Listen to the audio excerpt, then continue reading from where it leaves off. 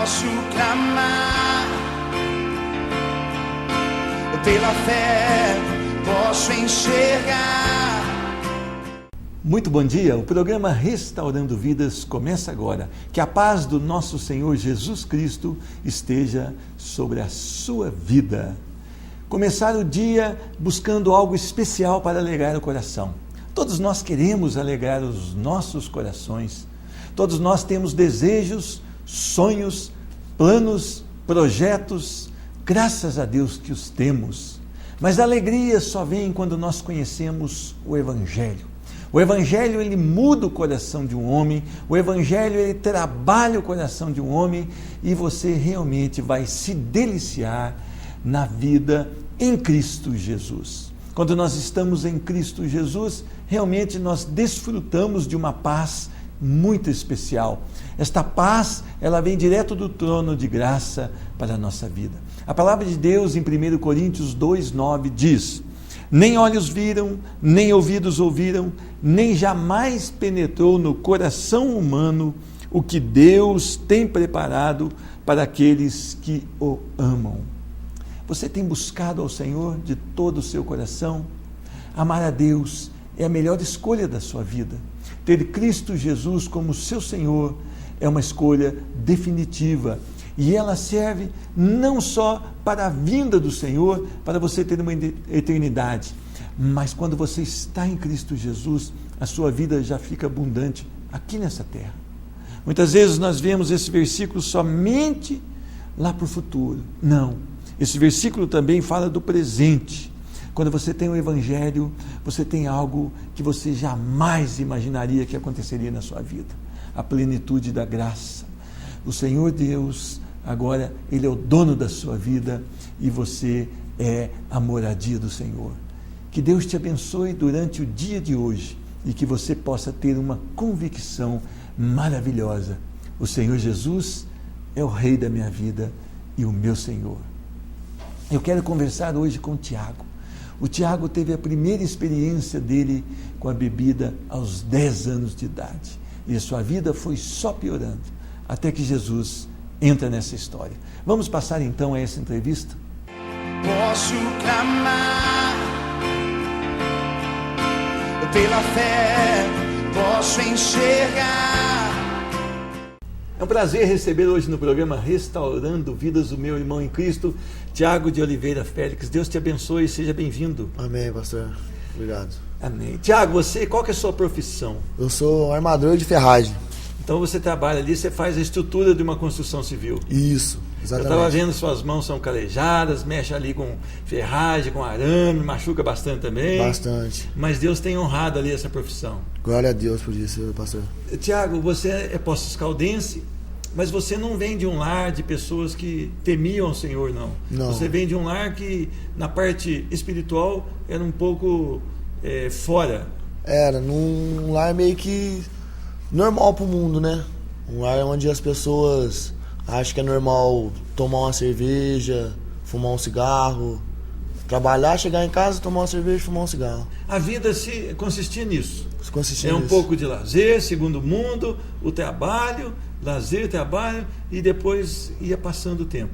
Isso, exatamente. E você foi criado nesse ambiente. Mas interessante também que você sempre foi muito ativo. Você sempre se moveu muito rápido. E você foi para o lado errado muito rápido também. Você sempre buscou emoções, né? E com 10 anos de idade, o que aconteceu na sua vida? 10 anos de idade foi a primeira vez que eu bebi, né? Primeira vez que eu cheguei a ficar embriagado mesmo. Minha mãe, a ponto da minha mãe ter que dar banho em mim. E daí pra frente, escondido, né? Fui fazendo as coisas erradas, né? Agora, 10 anos de idade é uma criança, né? criança. É uma criança que podia estar brincando de carrinho, soltando pipa, fazendo outra coisa, mas a bebida... Por quê? O que te despertou a buscar esse caminho? A gente via muitos outros beber, né? Bebia, dava risada. Então, na cabeça de uma criança, forma aquela concepção que é gostoso, é legal, né? É elegante, é da moda, e é da hora, né? Isso. E é um caminho perigoso, não é, Tiago? Totalmente. E não ficou na bebida só, não? você começou a buscar novas emoções? Chega um certo ponto que a bebida ela já não faz o efeito que a pessoa busca, né? Ela quer buscar algo mais, né? A bebida ela traz uma alegria, vamos dizer assim, se isso podemos chamar de alegria, mas ela traz algo que a emoção fica bem ativada. Só que isso, com o decorrer do tempo, já se esgotou e você foi buscando outras opções. Quais as opções que você buscou? Depois eu conheci a maconha. Depois da maconha, através da bebida, com os amigos, saía pro barzinho e tal, eu conheci a cocaína.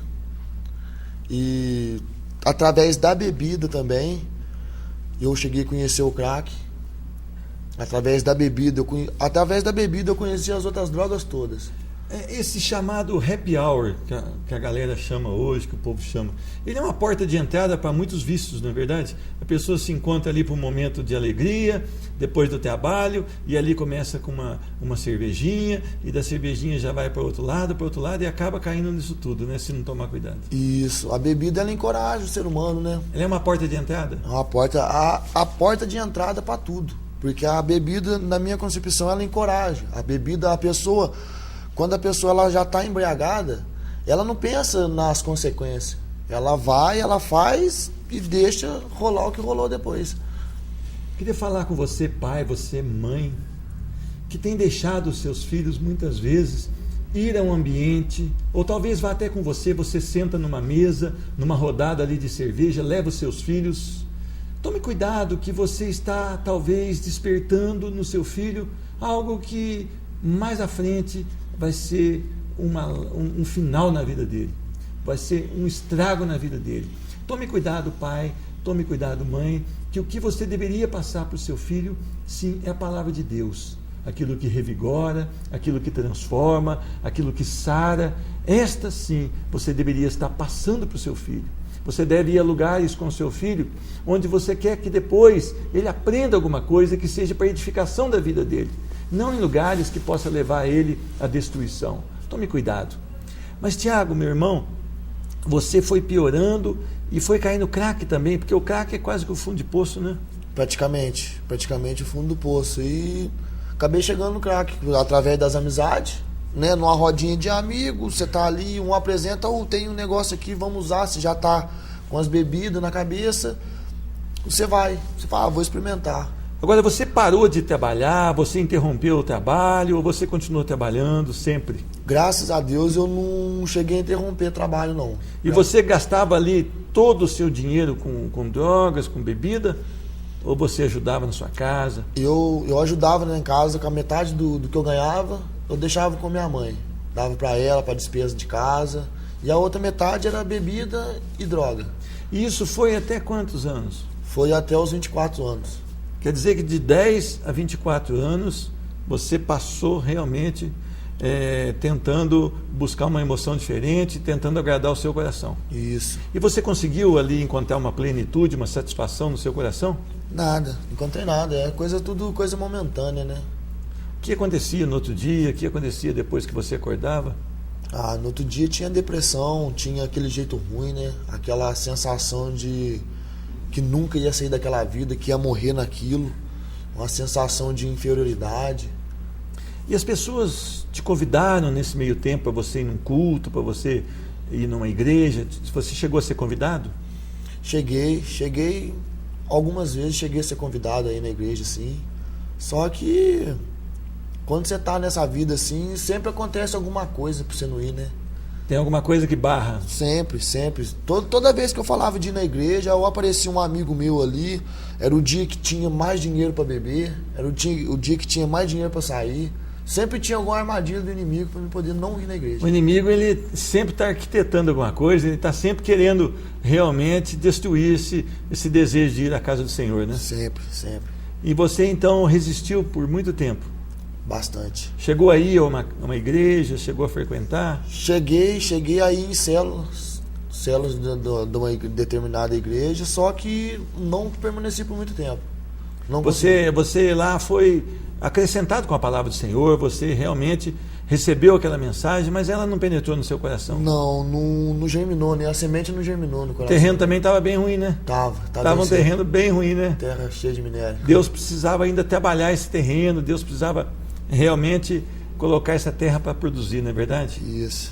E chegou uma hora que você esgotou, por que você resolveu buscar o Senhor? Chegou uma hora que pra mim já não dava mais aquela vida. Eu estava tentando sair e não via saída. E como já tinha recebido vários convites para ir na igreja, tudo mais, eu pensei comigo, agora é a hora, né? Porque com as minhas próprias mãos, minhas próprias forças, eu não tinha como conseguir sair. E você tinha um sócio nessa época? Tinha um amigo meu que trabalhava junto comigo. Nós começamos a trabalhar junto nesse período. E aí você resolveu falar com ele, olha, eu estou querendo buscar o caminho do Senhor?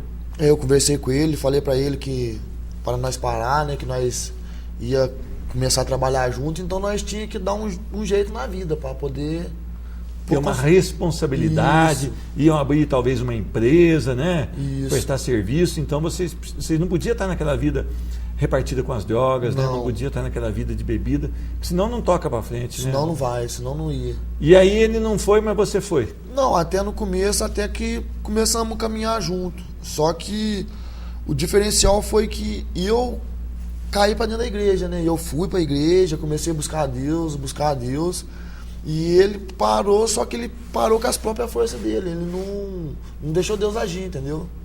Então foi na onde ele estacionou a vida espiritual, ele acabou voltando.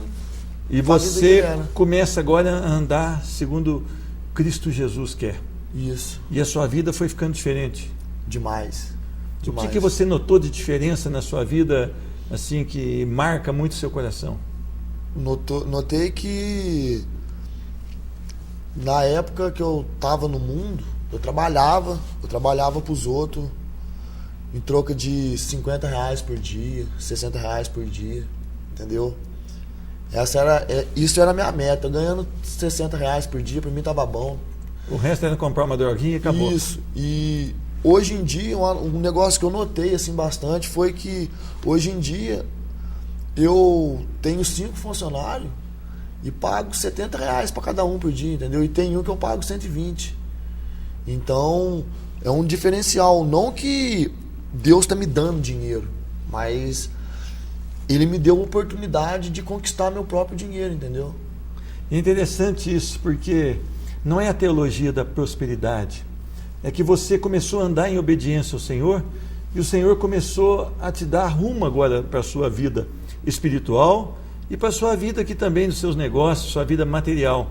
Então, quando a gente está em submissão a Deus, é muito mais fácil organizar nossa casa, é muito mais fácil organizar nossa família e a nossa vida.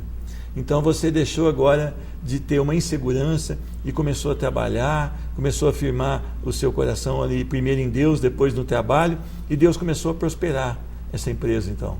Isso. Hoje ela já conta com alguns funcionários, você já sempre tem bastante serviço para pegar, e você deixou de seguir o Senhor? Não, graças a Deus não. Porque algumas pessoas, às vezes, quando a vida material começa a dar certo, elas abandonam a igreja, abandonam o Senhor e falam, não, eu vou servir a Deus aqui sozinho. Isso não existe, né? A gente tem que estar junto, a gente tem que estar buscando. Você está buscando? Graças a Deus eu estou, e ainda peço nas minhas orações para Deus, se um dia o dinheiro que eu estiver ganhando for me tirar da presença dele, eu peço para ele não deixar eu nem ganhar. Porque para mim vale mais a presença dele do que o dinheiro. Porque não adianta nada eu ter o dinheiro e voltar na vida que eu tinha antes. Porque para mim é melhor eu viver do jeito que eu tô agora, mesmo que não for ganhando dinheiro. Mas eu viver em paz, eu ter a paz no meu coração, acordar, saber que eu sou livre, que eu posso fazer o que eu quiser, entendeu? E Deus tá do meu lado. Eu sei que Deus está do meu lado. Então eu peço para Deus que, se for um dia o dinheiro que eu ganhar ele for me contaminar meu coração, eu fazer do meu Deus o dinheiro que está no meu bolso, eu peço para mim nem ganhar. Amém. Agora, irmão, você também faz o trabalho junto com a gente ali na cadeia, no presídio aqui de Poços de Caldas. muitas das pessoas que estão lá hoje, o que as levou para dentro foi drogas. Ou ele precisava de droga e ele furtou alguma coisa, ou ele vendeu, ou ele foi pelo tráfico, não é verdade ou não? O que você vê lá dentro e você acha que é possível Deus agir numa vida daquelas e restaurar aquelas vidas? É possível porque hoje em dia eu só não estou lá junto com eles porque eu encontrei a Jesus, né? Então, para Deus nada é impossível, né? E Deus veio atrás daquelas pessoas mesmo, né? Amém. É atrás deles que Deus está aí. É ilusão, eles caíram na ilusão do diabo e foi o que aconteceu. Mas nada está perdido ainda, né? E hoje você leva a palavra de Deus para eles também, trazendo conforto, mostrando que a tua situação não era diferente, mas que em Cristo Jesus você é um vencedor. Isso, graças a Deus. E muita gente lá dentro é conhecido meu, né? Tem muita gente lá dentro que mora lá no bairro onde eu moro. Tem muito amigo meu de infância lá dentro. Então é uma coisa que eles veem que não é um negócio que a gente passa para eles assim, para eles poderem acreditar. Eles viram meu testemunho. Eles viram a sua vida antes e veem a sua vida agora. Isso. E eles podem tirar para si uma conclusão. Isso. Esse Deus realmente muda, porque mudou o Tiago, pode mudar a minha vida também. Exatamente. Vale a pena servir esse Jesus? Demais. Quer demais. Largar e voltar ao que era? Não tem nem como. Felicidade nas drogas você não encontrou. Não. No adultério você não encontrou. Na bebida você não encontrou. Mas em Jesus você encontrou? Demais. Graças a Deus. Vale a pena então? Demais. Pode mergulhar de cabeça em Jesus? De cabeça. Amém. Ô Tiago, Deus te abençoe. Muito obrigado pelo carinho, pela tua presença aqui no programa Restaurando Vidas. E que a sua vida seja sempre uma referência. Cristo em primeiro lugar, e o resto a gente vai testemunhando e ganhando as pessoas para Jesus. Amém. Que Deus te abençoe muito. Amém. Amém? Amém, pastor. O programa Restaurando Vidas volta já já. Não sai daí. Posso clamar pela fé, posso enxergar.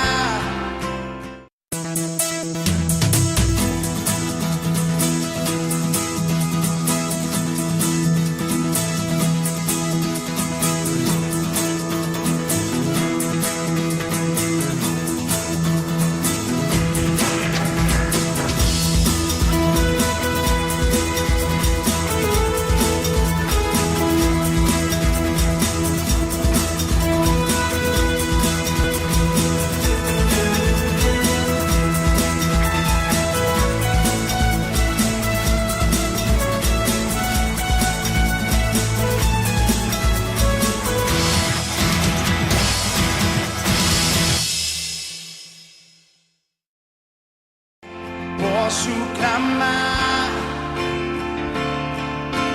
pela fé, posso enxergar. Eu quero ler um texto da palavra do Senhor que se encontra em 2 Reis, capítulo 19, a partir do verso de número 14. Diz a palavra do Senhor: Tendo Ezequias recebido a carta das mãos dos mensageiros, leu-a.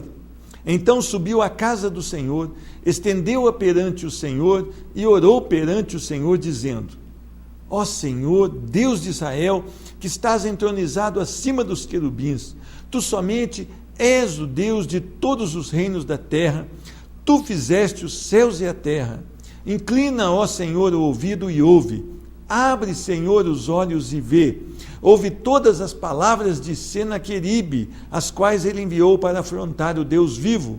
Verdade é, Senhor, que os reis da Síria assolaram todas as nações e suas terras, e lançaram no fogo os deuses deles, porque deuses não eram, senão obra de mãos de homens, madeira e pedra. Por isso os destruíram. Agora, pois, ó Senhor nosso Deus, livra-nos das tuas mãos, para que todos os reinos da terra saibam que só tu és o Senhor Deus. Amém. Eu quero orar. Senhor Deus, muito obrigado pelo privilégio de estarmos aqui com o programa Restaurando Vidas. Muito obrigado, Senhor, porque a tua palavra vem nos trazer vida. Fala agora para esta pessoa que assiste o programa Restaurando Vidas e traz a ela uma palavra de conforto, de direção, de salvação, em nome de Jesus. Amém. Situações adversas nos cercam todos os dias. Situações nos chegam muitas vezes onde nós queremos desistir da própria vida. Eu estava conversando com o Senhor e ele esteve preso. E ele, quando chegou àquela prisão, ele diz que se sentiu tão humilhado, que se sentiu tão envergonhado, se sentiu como se o mundo estivesse acabando. E quando ele entrou na cela, quando ele viu aquelas cordas ali de varal, logo ele pensou: este vai ser o meu fim. Eu quero passar uma corda dessa no pescoço e tirar a minha própria vida. Não há mais solução para a minha vida. Eu cheguei ao fundo do poço. Eu não podia estar aqui. Olha onde eu vim parar. Este homem, então, ele teve esse desejo. Quantas vezes você pode estar passando por uma situação semelhante? Você estar diante de uma situação, a situação é tão forte que você fala: eu não vou dar conta. Eu quero o fim da minha vida. Elias passou por essa situação. Um dia antes ele estava ali tendo uma vitória sobre os profetas de Baal. No outro dia, ameaçado por Jezebel, uma rainha ímpia, ele chega perto de um ribeiro e fala: Senhor, me dá a morte, eu não quero mais viver. A vida dele então passaria por um momento de decepção, um momento de tristeza, um momento onde talvez ele tivesse tirado os olhos do Senhor e olhado para as circunstâncias. As circunstâncias realmente, elas muitas vezes nos roubam a paz. Mas eu quero trazer uma palavra de vitória para a tua vida, uma palavra onde você vai poder ver como Ezequias saiu dessa situação. Um rei muito mais forte, com muito mais poderio de guerra do que o rei Ezequias, veio e mandou uma carta para ele e falou: olha, certamente nós te destruiremos, nós destruiremos também o seu Deus, os seus desejos, os seus sonhos e a sua nação, e nós vamos reinar sobre vocês. Ezequias, quando ele recebe aquela carta com aquela ameaça, ele também se sente realmente amedrontado, se sente perplexo, talvez tenha passado no seu coração a vontade de não mais viver. Mas ele tomou algumas decisões que você e eu podemos tomar na hora da angústia. A primeira coisa que ele tomou de decisão foi falar: eu não dou conta dessa situação. Quantas vezes a gente está numa situação difícil e nós, por nossa força mesmo, a gente fala: eu vou vencer, e aquilo não acontece, e você vai cada vez entrando num buraco maior. Ezequias fez o que era certo. Ele olhou para ele mesmo e falou: essa situação é muito para mim, eu não dou conta dela. Eu não consigo viver com essa situação e não consigo enfrentar esse problema. Ele é muito grande para mim. Algumas pessoas podem pensar que isso é uma covardia, mas não é. Ele chegou e falou: olha, é muito para mim. Ele conhecia os seus limites, ele sabia do poderio desse rei, e ele sabia que humanamente esse rei era mais poderoso que ele. Então o que ele fez? Ele começou a dizer: eu preciso de alguém que tenha mais poder que eu. Eu vou até o Deus a quem eu sirvo. Olha para você ver, a primeira situação, ele olhou e falou: eu não posso. E depois ele falou: o meu Deus pode. Eu vou apresentar essa questão para o meu Deus. Interessante isso.